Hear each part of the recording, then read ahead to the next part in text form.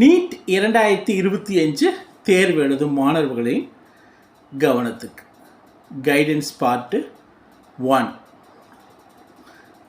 Exam அப்படின்னா பார்த்தீங்கன்னா NEET exam உங்களுடைய கான்சன்ட்ரேஷனை ஃபுல்லாக 4 சப்ஜெக்ட்டுக்கும் ஒரே மாதிரி கொடுக்கணும். For example physics, chemistry, botany, ஜுவாலஜிக்கு 4க்கும் ஒரு நாளைக்கு கரெக்டாக 2 மணி நேரம் கொடுக்குறீங்கன்னா 4க்கும் 2 மணி நேரம் கரெக்டாக கொடுங்க. ஃபிசிக்ஸ் 2 மணி நேரம், கெமிஸ்ட்ரிக்கு 2 மணி நேரம், பாட்டனிக்கு 2 மணி நேரம், ஜுவாலஜிக்கு 2 மணி நேரம். ப்ளூ பிரிண்ட் கொஸ்டின்ஸ்க்கு 1 to 2 hours. ஸோ நீங்கள் ஃபிசிக்ஸ் தெரியும், அதனால் நம்ம கெமிஸ்ட்ரி, பாட்டனி, ஜுவாலஜி மட்டும் படித்தா போதும், அல்லது பாட்டனி, ஜுவாலஜி ஈஸி, கெமிஸ்ட்ரி மட்டும் படித்தால் போதும்னு நினச்சிங்கன்னா எக்ஸாம் டைமில் ஓவராலாக டஃப்பாக இருக்கிறது ஈஸியாக இருக்கும், ஈஸியாக இருக்கிறது டஃப்பாக இருக்கும். அதனால் நீட்டுக்கு படிக்கும்போது இந்த மேஜர் மிஸ்டேக்கை பண்ணக்கூடாது. 11th 12th book NCERT books இதுதான் மெயின் படிக்கிறதுக்கு.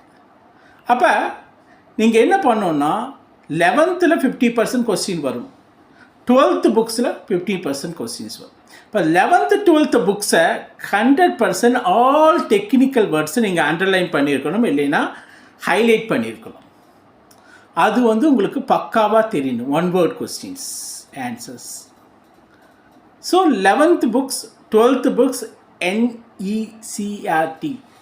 NCERT புக்ஸு, அந்த புக்ஸில் இருக்கக்கூடியது எல்லாமே அப்படியே படிங்க.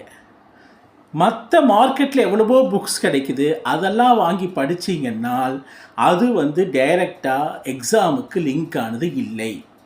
அப்போ இந்த 11th 12th புக்ஸும் இந்த NCERT புக்ஸும் இது ரெண்டும் தான் உங்களுக்கு மெயினாக ஹெல்ப் பண்ண போகுது. அதுதான் 100% வரப்போகுது.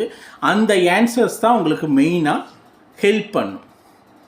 ஸோ ஈக்குவலாக டிஸ்ட்ரிபியூட் பண்ணுங்கள் டைமை. ப்ளூ பிரிண்ட்ஸை கரெக்டாக வீட்டில் உட்காந்து எக்ஸாம் எழுதி பாருங்கள். ஸோ ஒன்ஸ் எக்ஸாம் முடிஞ்சதுன்னா முக் டெஸ்ட்டு நீங்களே முடிச்சுட்டு அதுக்குரிய ஆன்சர்ஸ் எல்லாம் கரெக்ட் பண்ணி பாருங்கள். பண்ணினீங்கன்னா அதுவே உங்களுக்கு கைடன்ஸ் கொடுக்கும்.